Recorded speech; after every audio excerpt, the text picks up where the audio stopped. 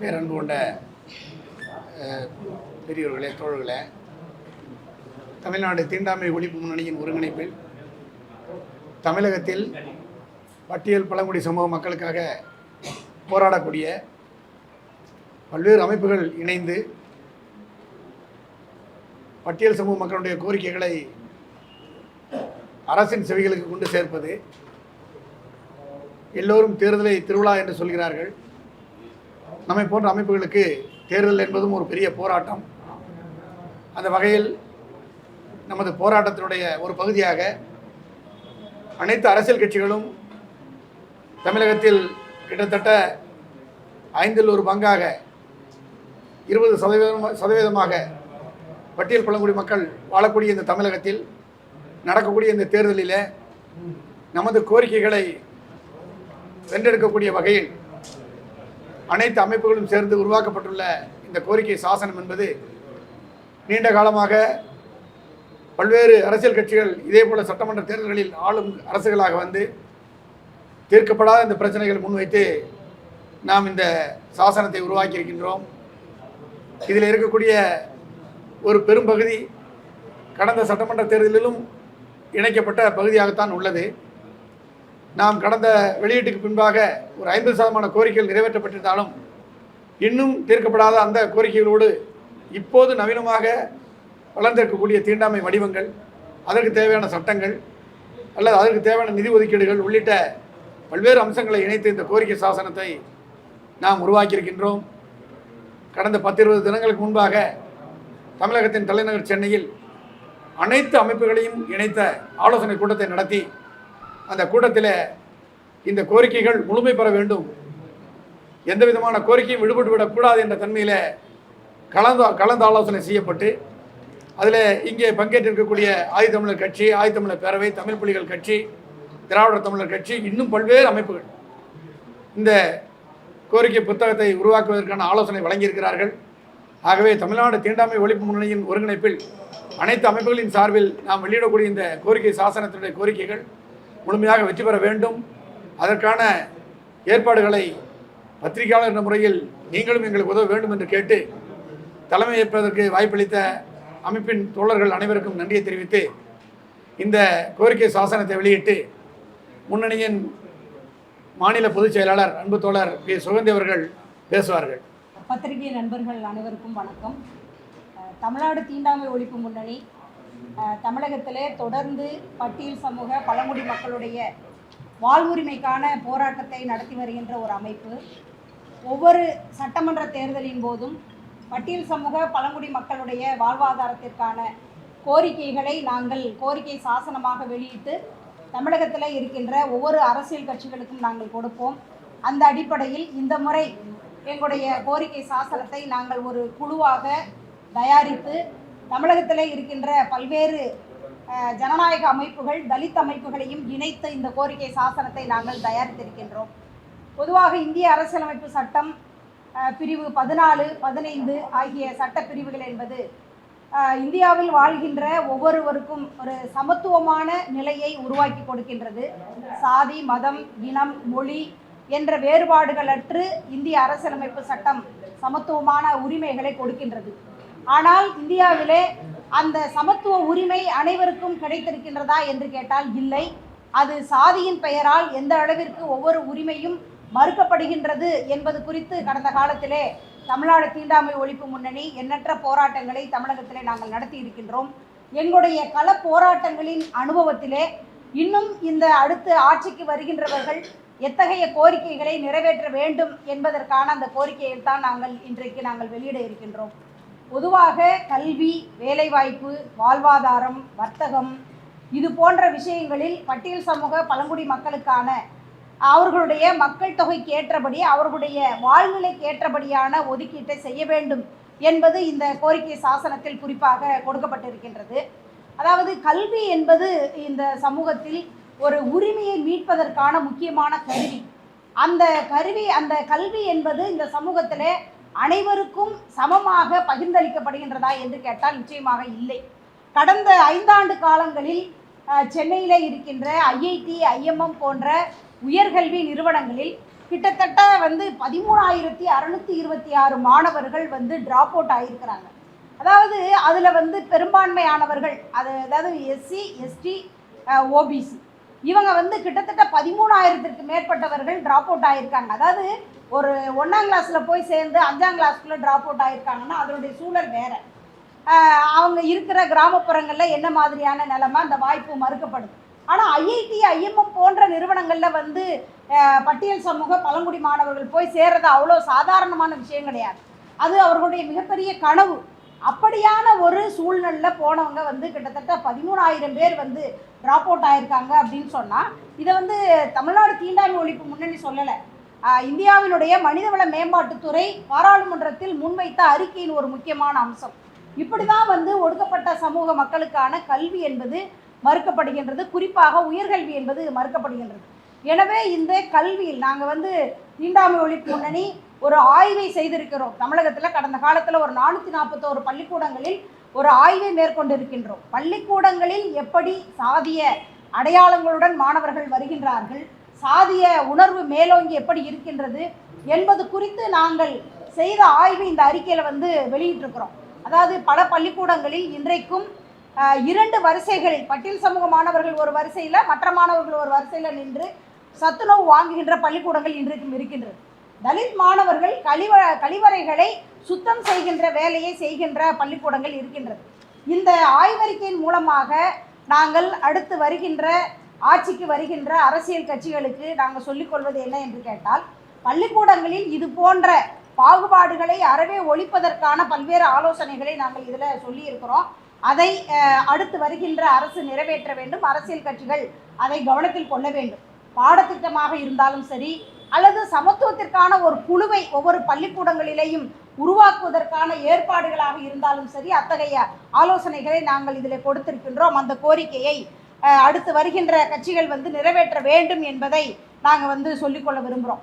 அதே போல் அரசு பள்ளிகளில் பயில்கின்ற மாணவர்களுக்கு இப்போ வந்து நீட் தேர்விலிருந்து கிராமப்புறங்களில் படிக்கின்ற அரசு பள்ளிகளில் படிக்கின்ற மாணவர்களுக்கான ஒதுக்கீடு 7.5%. அது வந்து பட்டியல் சமூக பழங்குடி மக்கள், பிற்படுத்தப்பட்ட சமூக மாணவர்களுக்கு கண்டிப்பாக வழங்கப்பட வேண்டும். அவர்களுடைய ஒதுக்கீட்டுக்கு ஏற்றபடி வழங்கப்பட வேண்டும். அதுவும் அவர்களுடைய மிக முக்கியமான கனவுகளில் ஒன்றாக இருக்கின்றது என்பதை இந்த நேரத்தில் வந்து நாங்கள் எங்களுடைய கோரிக்கையாக நாங்கள் வந்து வலியுறுத்துகிறோம். அதே போல் அந்த போஸ்ட் மெட்ரிக் ஸ்காலர்ஷிப் இதுவும் வந்து கிடைக்கிறதுல வந்து ரொம்ப பெரிய பிரச்சனையை மாணவர்கள் சந்திக்கின்றார்கள். அதை அரசியல் கட்சிகள் தங்களுடைய தேர்தல் அறிக்கையில் இணைக்க வேண்டும், அதற்கான ஏற்பாடுகளை செய்ய வேண்டும் அப்படிங்கிறதையும் சொல்லிக்கொள்ள விரும்புகிறோம். அதே போல் வேலை வாய்ப்புகள் பட்டியல் சமூக பழங்குடி, அதாவது இன்றைக்கி வந்து 2011ஆம் ஆண்டு மக்கள் தொகை கணக்கெடுப்பின்படி பட்டியல் சமூக மக்கள் 20% பேர். ஆனால் வந்து அதற்கு குறைவாக தான் வந்து வேலைவாய்ப்பு, கல்வியில் வந்து இடஒதுக்கீடு என்பது கொடுக்கப்பட்டிருக்குது. எனவே அந்த மக்கள் தொகைக்கு ஏற்றபடி அவர்களுக்கான வேலைவாய்ப்பு, கல்வியில் வந்து இடஒதுக்கீடு தரப்பட வேண்டும் என்பதை நாங்கள் இந்த கோரிக்கையில் வலியுறுத்துகிறோம்.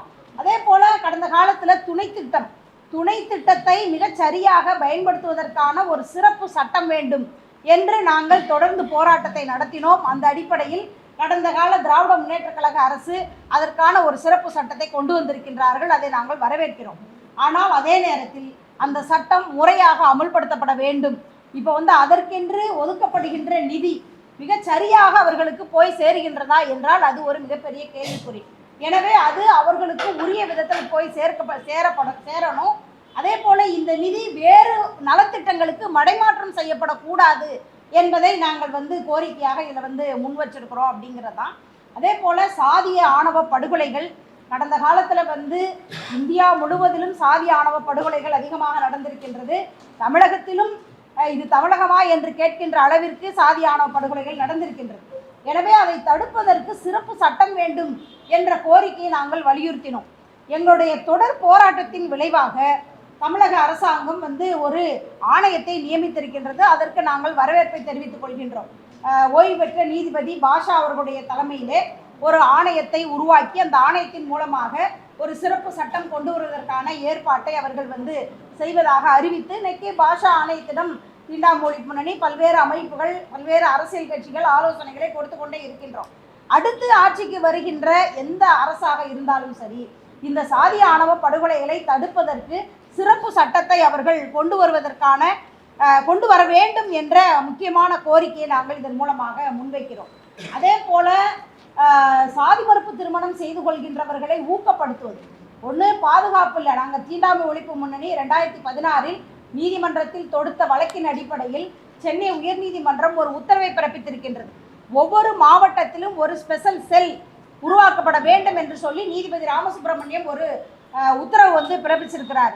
அது ஒவ்வொரு மாவட்டத்திலும் இருக்கின்றதா என்று கேட்டால் இல்லை. அதை அரசியல் கட்சிகள் தங்களுடைய தேர்தல் அறிக்கையிலே சேர்த்து அதை அடுத்து வருகின்ற அரசு அதை நிறைவேற்ற வேண்டும் என்பதை நாங்கள் தெரிவித்துக் கொள்கின்றோம். நிலம் என்பது ஒடுக்கப்பட்ட சமூக மக்களுடைய அதிகாரத்தின் மையம். ஆனால் இன்றைக்கு நிலங்களற்றவர்களாக பட்டியல் சமூக மக்கள், பழங்குடி மக்கள் வாழ்ந்து கொண்டிருக்கின்றார்கள். பட்டியல் சமூக மக்களுக்கென்று கொடுக்கப்பட்ட பஞ்சமி நிலம் 12.5 லட்சம் ஏக்கர் பஞ்சமி நிலம் இன்றைக்கு கைமாறி வகை மாறி பல அதிகாரம் படைத்த சாதிய ஆதிக்க சக்திகள் கையில் இன்னைக்கு இருக்குது. அதை மீட்டு தருவதற்கான போராட்டத்தை நாங்கள் தொடர்ந்து நடத்தி வந்து கொண்டிருக்கின்றோம். பல்வேறு உயர்நீதிமன்ற உத்தரவுகள்லாம் இருக்கு. ஆனாலும் கூட அந்த நிலங்கள் எல்லாம் உரிய முறையிலே பட்டியல் சமூக மக்களுக்கு கொடுக்கப்பட்டிருக்கின்றனவா என்று கேட்டால் நிச்சயமாக இல்லை. அது எதிர்காலத்திலே பட்டியல் சமூக மக்களுக்கான அவர்களுடைய நில உரிமையை அரசு மீட்டு தர வேண்டும் என்று எங்களுடைய கோரிக்கையை நாங்கள் முன்வைத்திருக்கின்றோம். அதே போல் பழங்குடி மக்கள் கைகளில் 98% பேர் கையில் ஒரு பிட்டு நிலம் கூட கிடையாது. அதுதான் அவர்களுடைய வாழ்நிலை. இன்னைக்கு தரிசு நிலங்கள் எத்தனையோ ஏக்கர் நிலங்கள் தமிழ்நாட்டில் இருக்குது. இந்த தரிசு நிலங்கள் அது அடையாளப்படுத்தப்படாமல் எல்லாம் கிடையாது. ரெவென்யூ அதை அடையாளப்படுத்தி இருக்கிறாங்க, தெரியும். இந்த நிலங்கள் எடுத்து பட்டியல் சமூக பழங்குடி மக்களுக்கு அந்த நிலங்கள் விநியோகம் செய்யப்பட வேண்டும். அது அந்த மக்களுடைய அதிகாரத்தின் மையமாக நிச்சயமாக இருக்கும். அதே போல் அவர்களுக்கான வீடற்றவர்களுக்கு வீடு, இது போன்ற கோரிக்கைகளை நாங்கள் எங்களுடைய இந்த சமூக நீதி சாசனத்தில் நாங்கள் முன்வைக்கின்றோம். அதே போல் தொழிலில் இன்னைக்கு தொழில் அதிபர்களாக எத்தனை SC/ST மக்கள் இருக்காங்க அப்படின்னு கேட்டால் ரொம்ப ரொம்ப கேள்விக்குறியான விஷயம்தான். இப்போ இந்த தொழில் முனைவோர் பட்டியல் சமூக பழங்குடி மக்கள் தொழில் முனைவோராக இருப்பவர்களுக்கு ஒரு சிறப்பு சலுகைகள் வழங்குவது, அவர்களுக்கான தொழில் பயிற்சியை கொடுப்பது, அவர்களை தொழிலதிபர்களாக மாற்றுவது என்ற ஒரு நிலையை அடுத்து வருகின்ற அரசு கொண்டு வர வேண்டும் என்ற ஒரு கோரிக்கையை நாங்கள் முன்வைக்கின்றோம். அதே போல் SC/ST வன்கொடுமை தடுப்பு சட்டம், இந்த சட்டம் முறையாக பயன்படுத்தப்படுவதில் ஒரு மிகப்பெரிய சிக்கல் இருக்கின்றது. அதாவது இன்னும் 20 ஆண்டு காலமெல்லாம் இந்த வன்கொடுமை தடுப்பு சட்டத்தில் வழக்கு பதிவு செய்யப்பட்டு 20 வருஷமெல்லாம் ஓடிக்கிட்டு இருக்குது. உங்களுக்கு வாச்சாத்தி வழக்கு நினைவிருக்கும்னு நான் நினைக்கிறேன். இது மாதிரி எண்ணற்ற வழக்குகள் மிக நீண்ட காலமாக ஓடிட்டே இருக்குது. ஆனால் இந்த வன்கொடுமை தடுப்பு சட்டத்தில் கரெக்டாக பதிவு செய்யப்பட்டு 60 நாட்களில் சார்ஜ் ஷீட் தயார் செய்யப்படணும். அதே போல் 120 நாட்களில் தீர்ப்பு வழங்கப்பட வேண்டும். அதுதான் இது போன்று தாக்குதலுக்கு உள்ளாகின்ற தலித் மக்களுக்கான ஒரு சரியான நீதியாக அமையும். இன்னைக்கு பார்த்தீங்கன்னா முதலமைச்சர் தலைமையிலே விழிக்கண் குழு என்ற ஒரு குழு இருக்கின்றது. அது பீரியாடிக்கலாக அது கூடணும். இந்த எதிர்வருகின்ற அரசு பீரியாடிக்கலாக அதை கூட்டுறது. அதே போல் அந்த வழக்குகளில் முழுமையான ஆய்வு செய்து அதற்கு குறித்த விவரங்களை வெளியிடுவது, இது போன்ற அம்சங்கள் நிச்சயமாக அதுக்குள்ளே இருக்கணும். அதே போல் ஒவ்வொரு மாவட்டத்திலும் ஒவ்வொரு SC/ST சிறப்பு நீதிமன்றங்கள் உருவாக்கப்படணும். இன்றைக்கி தமிழ்நாட்டில் ஒரு 11 நீதிமன்றங்கள் மட்டும்தான் இருக்குது. ஆனால் SC/ST வன்கொடுமை தடுப்பு சட்டத்தின் கீழ் வழக்குகள் நீதிமன்றங்களில் குவிந்து கிடக்கின்றது. இந்த வழக்குகளை விசாரிப்பதற்கு ஒரு மாவட்டத்துக்கு ஒரு சிறப்பு நீதிமன்றம் உருவாக்கப்பட வேண்டும் என்ற கோரிக்கையும் நாங்கள் எங்களுடைய கோரிக்கை சாசனத்தில் முன்வைத்திருக்கின்றோம். அனைத்திற்கும் மேலாக அடுத்து வருகின்ற புதிய அரசு என்பது பட்டியல் சமூக பழங்குடி மக்களுடைய வன்கொடுமைக்கு எதிராக அவர்களுடைய வாழ்வாதாரம், கல்வி, தொழில், வர்த்தகம், இந்த விஷயத்தில் அவர்களுடைய முன்னேற்றம் குறித்து ஒரு சிறப்பு சட்டமன்றத்தை கூட்டி அதில் விவாதித்து எங்களுடைய கோரிக்கைகள் அனைத்தையும் நிறைவேற்றுவதற்கான ஒரு முன்முயற்சி எடுக்க வேண்டும் என்பதை இந்த கோரிக்கை சாசனத்தின் மூலமாக நாங்கள் தமிழகத்தில் இருக்கின்ற அரசியல் கட்சிகளுக்கு சொல்லிக் கொள்கின்றோம். இந்த வெளியீட்டு நிகழ்ச்சிக்கு பின்பு தமிழகத்தில் இருக்கின்ற அனைத்து அரசியல் கட்சிகளுக்கும் நாங்கள் இந்த கோரிக்கை சாசனத்தை கொடுக்க இருக்கின்றோம். அவர்கள் நிச்சயமாக பரிசீலனை செய்து தங்களுடைய தேர்தல் அறிக்கையில் இணைப்பார்கள் என்ற நம்பிக்கை எங்களுக்கு இருக்கின்றது. புதிதாக வருகின்ற அரசும் இந்த கோரிக்கைகளை நிறைவேற்றுவார்கள் என்ற நம்பிக்கையோடு தமிழ்நாடு தீண்டாமை ஒழிப்பு முன்னணி இதை நாங்கள் வெளியிடுகின்றோம். எங்களுடைய இந்த சாசனத்தை உருவாக்குவதற்கு அருமை தோழர் வாஞ்சிநாதன் அவருடைய தலைமையிலே ஒரு குழுவை அமைத்து நாங்கள் அந்த கோரிக்கையை உருவாக்கினோம். அதில் நாங்கள் ஒரு 12க்கு மேற்பட்ட தலித் அமைப்புகள், ஜனநாயக அமைப்புகள் இதில் கலந்து கொண்டு அதற்கான ஆலோசனைகளை கொடுத்திருக்கின்றார்கள். அவருடைய பெயர்களும் இந்த பின்னால் கோரிக்கை சாசனத்தின் பின்பகுதியிலே கொடுத்திருக்கின்றோம். இதற்கான ஆலோசனைகளை கொடுத்த அனைத்து அமைப்புகளுக்கும் பத்திரிகையாளர்களுக்கும் நன்றி நான் தெரிவித்துக் கொள்கிறேன்.